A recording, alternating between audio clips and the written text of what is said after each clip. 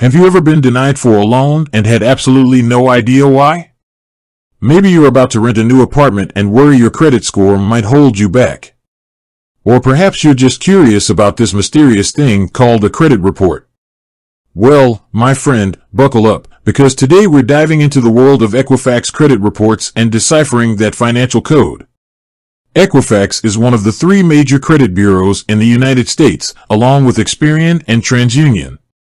These bureaus collect information about how you handle credit, things like credit cards, loans, and even utility bills. They then compile this data into a credit report, a detailed snapshot of your credit history. So, how do you get your hands on this report? The good news is, you're entitled to a free credit report from each bureau every year. You can request it at annualcreditreport.com. Now, before we crack open that report, let's address a common misconception. Your credit score isn't actually in the report itself. Think of your credit report as the evidence, and your credit score as the conclusion someone draws from that evidence.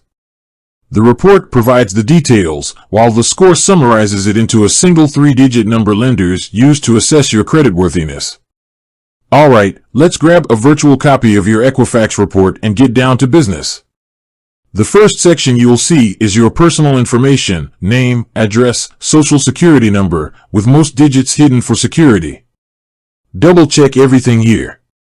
If there are any mistakes, it's crucial to dispute them with Equifax to keep your report accurate.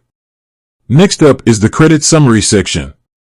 This is a goldmine of information, offering a quick glimpse into the overall health of your credit.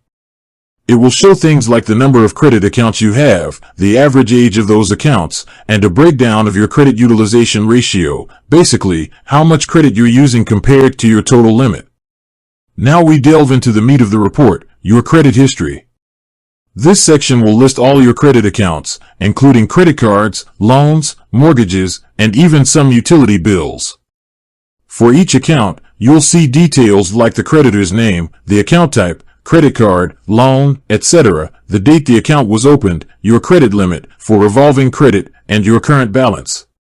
There will also be a payment history section for each account. This is where things get really important. This section will show your payment history for the past 2 years, indicating whether you've made payments on time, late, or not at all. Late or missed payments can significantly drag down your credit score. Another key area to look at is the public records section. This will list any bankruptcies, foreclosures, or tax liens that may be on your record. These events can have a major negative impact on your credit score, so it's crucial to address them if they are inaccurate. Finally, the report will show any inquiries made on your credit report. There are two main types of inquiries, hard inquiries and soft inquiries. Hard inquiries happen when a lender checks your credit report after you apply for a loan or credit card. These inquiries can stay on your report for 2 years and can slightly lower your score.